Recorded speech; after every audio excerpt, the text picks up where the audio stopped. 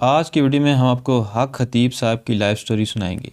ہم آپ کو ان کا شجرہ نسب بتائیں گے، ان کے والدین کون تھے۔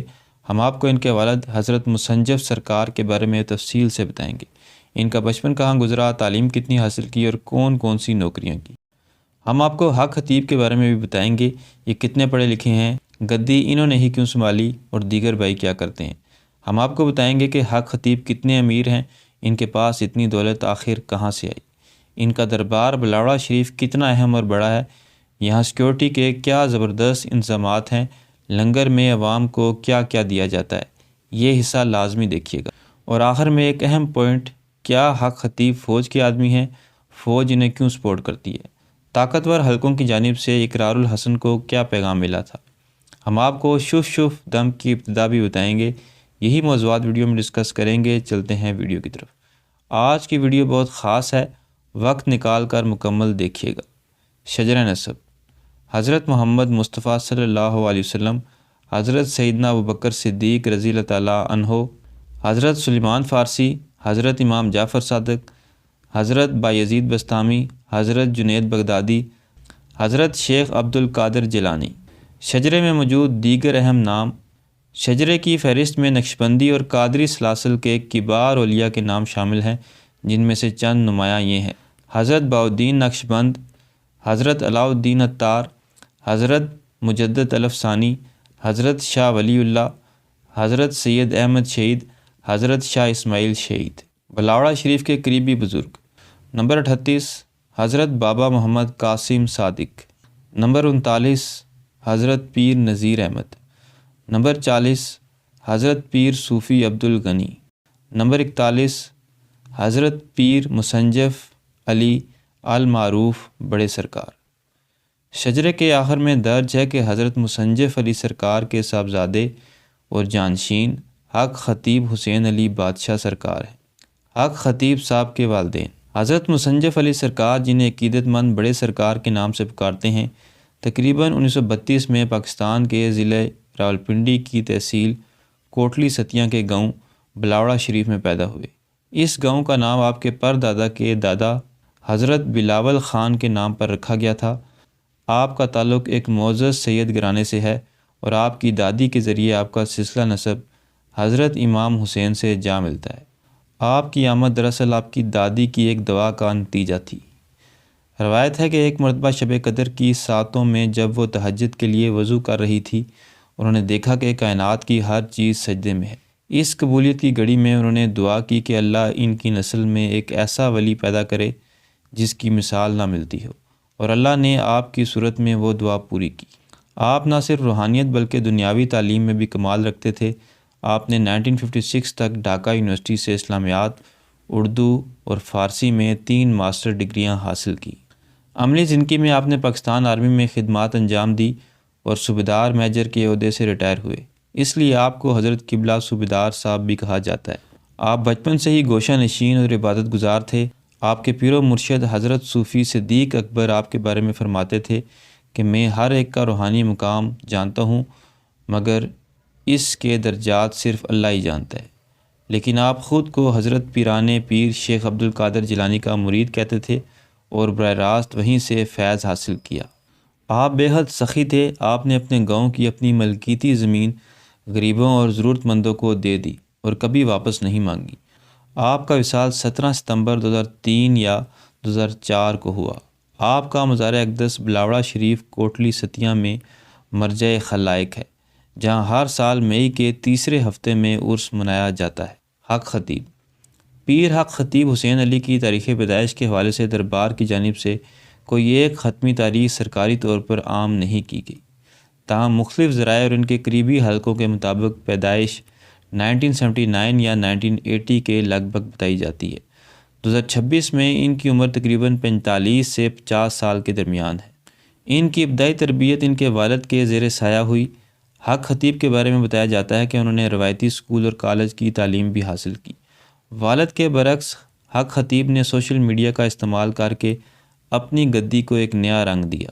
بھائی بہن: اگرچہ حق خطیب حسین علی اس خاندان کی سب سے نمایاں عوامی شخصیت ہے، لیکن ان کے بھائی بھی دربار عالیہ بلاوڑہ شریف کی مذہبی سرگرمیوں میں حصہ لیتے ہیں۔ صاحبزادہ حسن حسیب الرحمان سوشل میڈیا حلقوں اور مذہبی اجتماعات میں اکثر حق خطیب حسین کے بھائی کے طور پر جانے جاتے ہیں۔ وہ بلاوڑہ شریف کے سرکاری میڈیا میں اکثر ان کے ساتھ نظر آتے ہیں۔ دیگر بہن بھائی: اگرچہ حق خطیب کے والد کی دیگر اولادیں بھی تھیں، لیکن ان کے ناموں کی معلومات نہیں مل سکی۔ البتہ یہ تمام بھائی مل کر دربار عالیہ بلاوڑہ شریف کا نظام چلاتے ہیں۔ ان بھائیوں کے درمیان مثالی اتحاد پایا جاتا ہے۔ انہوں نے اپنی ذمہ داریاں بانٹ رکھی ہیں۔ کوئی لنگر سنبھالتا ہے، کوئی سیکورٹی کے معاملات دیکھتا ہے، اور کوئی دربار کی تعمیرات اور بیرونی دوروں کے انتظامات سنبھالتا ہے۔ لیکن حق خطیب کی طرح بھائی بھی شاہانہ زندگی گزارتے ہیں۔ کتنے امیر ہیں! اگرچہ حق خطیب کی کل دولت کی کوئی باقاعدہ دستاویز یا سرکاری اعداد و شمار موجود نہیں ہے، لیکن ان کے ظاہری اثاثوں اور طرز زندگی سے ان کی معاشی طاقت کا اندازہ لگایا جا سکتا ہے۔ حق خطیب اپنی مہنگی اور پرتعیش گاڑیوں کی وجہ سے بہت مشہور ہیں۔ سوشل میڈیا کے مطابق ان کے پاس رولز روئس کی مختلف کلیکشنز موجود ہیں، جن کی قیمت کروڑوں میں بتائی جاتی ہے۔ ان کی سیکورٹی اور پروٹوکول کے لیے درجنوں لینڈ کروزرز کا قافلہ ہمراہ ہوتا ہے۔ ناقدین اکثر سوال اٹھاتے ہیں کہ اتنی دولت کہاں سے آتی ہے۔ دربار کے ذرائع کے مطابق پاکستان اور خاص طور پر بیرون ملک میں رہنے والے لاکھوں مریدین انہیں بھاری نذرانے اور عطیات پیش کرتے ہیں۔ حق خطیب کے مریدین کی سب سے بڑی تعداد برطانیہ میں مقیم پاکستانیوں پر مشتمل ہے۔ وہ برطانیہ کے شہروں جیسے برمنگھم، مانچسٹر اور لندن میں بڑے ہالز بک کر کے تقاریب منعقد کرتے ہیں۔ ان تقاریب کے ٹکٹ نہیں ہوتے، لیکن وہاں جمع ہونے والے نذرانے لاکھوں پاؤنڈز میں ہوتے ہیں۔ برطانیہ کے دوروں کے دوران وہ مہنگے ترین ہوٹلوں یا اپنے مریدین کی پرتعیش کوٹھیوں میں قیام کرتے ہیں، اور وہاں بھی ان کا گاڑیوں کا قافلہ اسی طرح شاہانہ ہوتا ہے۔ دبئی میں بھی ان کا اثر و رسوخ بہت زیادہ ہے۔ وہاں کے بزنس مین اور محنت کش طبقہ دونوں ان کے مریدین میں شامل ہیں۔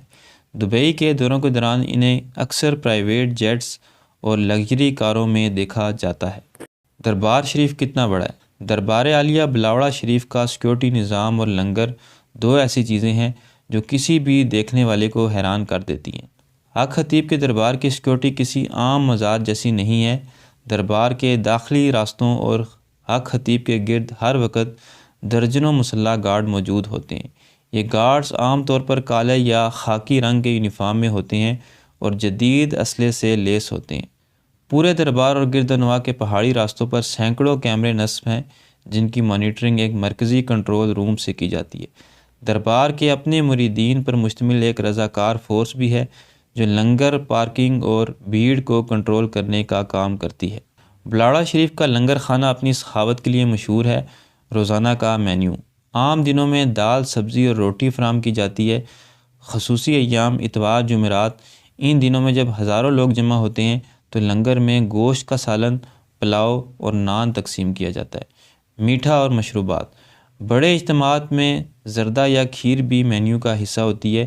گرمیوں میں ٹھنڈا پانی اور شربت، جبکہ سردیوں میں قہوہ اور چائے کا وسیع انتظام ہوتا ہے۔ لنگر کی تیاری: کھانا پکانے کے لیے بڑی بڑی دیگیں استعمال ہوتی ہیں اور درجنوں باورچی 24 گھنٹے کام کرتے ہیں۔ دربار کے احاطے میں ایک چھوٹی سی ڈسپنسری موجود ہے، جہاں ہنگامی صورتحال میں ابتدائی طبی امداد دی جاتی ہے۔ اگرچہ وہ خود روحانی دم سے علاج کرتے ہیں، لیکن انتظامی طور پر انہوں نے وہاں فرسٹ ایڈ کا انتظام رکھا ہوا ہے۔ بلاوڑہ شریف اب صرف ایک مزار نہیں رہا، بلکہ ایک خود مختار ریاست کی طرح کام کرتا ہے، جہاں سیکورٹی سے لے کر کھانے پینے تک ہر چیز کا ایک منظم ڈسپلن موجود ہے۔ فوج کے آدمی: سوشل میڈیا پر اکثر ایسی ویڈیوز اور تصاویر وائرل ہوتی ہیں جن میں فوج کے اعلیٰ عہدیداروں کو حق خطیب کے سامنے بیٹھے یا ان سے دم کرواتے ہوئے دیکھا جا سکتا ہے۔ کئی بار ایسے افسران کو بھی دیکھا گیا ہے جو اپنی وردی میں دربار پر موجود ہوتے ہیں اور پیر صاحب کا احترام کرتے ہیں۔ حق خطیب خاندان کے تعلقات طاقتور حلقوں کے ساتھ کافی گہرے سمجھے جاتے ہیں۔ ویسے بھی فوج ایسی گدیوں کو سپورٹ کرتی ہیں تاکہ عوامی حمایت حاصل کی جا سکے۔ جس طرح سے حق خطیب صاحب لاعلاج بیماریوں کا علاج کرتے ہیں اور منہ سے کیلیں نکلتی ہیں اور دیگر جو کام ہوتے ہیں، آج تک ان کے جعلی ہونے کا ثبوت کیمرے میں نہیں آ سکا۔ یہ بہت بڑا سوال ہے، کیونکہ میڈیا کے دور میں کوئی بھی دھوکہ زیادہ عرصے تک نہیں چل سکتا۔ اقرار الحسن نے کچھ ویڈیوز بنائی، پھر وہ بھی خاموش ہو گئے اور ایک سیاسی پارٹی بنا لی۔ طاقتور حلقوں کی جانب سے انہیں یہ پیغام ملا کہ آپ پیر صاحب کو چھوڑیں بلکہ پاکستان کے اصل ایشوز کو موضوع بنائیں، ہم آپ کو سپورٹ کریں گے۔ ایسے ہی دیگر آوازیں بھی بند کر دی جاتی ہے۔ یہ کہانی پھر سے ہی تقریباً تمام بڑی گدیوں کے فوج سے اچھے تعلقات ہیں۔ دم کی ابتدا کب ہوئی؟ حق خطیب کے دم کی ابتدا اور اس کے ایک عالمی برانڈ بننے کی کہانی کافی دلچسپ ہے، جو روایتی پیری مریدی سے ہٹ کر ایک جدید رنگ رکھتی ہے۔ اگرچہ حق خطیب کے خاندان میں دم درود کا سلسلہ پہلے سے موجود تھا، لیکن اسے ایک مخصوص انداز اور پہچان حق خطیب نے اپنے والد پیر مصنجف علی سرکار کی وفات کے بعد دی۔ انہوں نے محسوس کیا کہ لوگ صرف دعا کے لیے نہیں بلکہ جسمانی تکلیفوں کے فوری حل کے لیے آتے ہیں۔ دم کی ابتدا میں انہوں نے اسے روحانی سرجری کا نام دیا۔ ان کا دعویٰ تھا کہ وہ اپنی پھونک کے ذریعے انسانی جسم کے اندرونی اعضاء جیسے کینسر کے خلیات، گردے کی پتھری یا بلاک شدہ شریانیں بغیر کسی چیر پھاڑ کے ٹھیک کر سکتے ہیں۔ یہ اصطلاح عوام میں بہت تیزی سے مقبول ہوئی۔ ابتدا میں یہ انداز صرف دربار تک محدود تھا۔ دم کی شہرت میں اصل موڑ تب آیا جب دربار نے ایک باقاعدہ IT ٹیم بنائی۔ انہوں نے دم کے دوران مریضوں کے رونے، تڑپنے اور پھر اچانک ٹھیک ہو کر اٹھنے کی ویڈیوز ایڈٹ کر کے سوشل میڈیا پر ڈالیں۔ ان ویڈیوز میں پہلے اور بعد کے مناظر دکھائے گئے جس نے سادہ لوگوں کے دلوں میں گھر کر لیا۔ ابتدا میں وہ انفرادی طور پر دم کرتے تھے، لیکن رش بڑھنے کی وجہ سے انہوں نے اجتماعی دم شروع کیا۔ اب وہ سٹیج پر کھڑے ہو کر مائک کے ذریعے ہزاروں لوگوں پر ایک ساتھ پھونک مارتے ہیں، اور مریدین کا دعویٰ ہے کہ اس آواز سے ہی انہیں شفا مل جاتی ہے۔ تو دوستو، یہ تھی میری آج کی ویڈیو پسند آئے تو چینل کو سبسکرائب کریں۔ ملتے ہیں اگلی ویڈیو میں، تب تک اللہ حافظ۔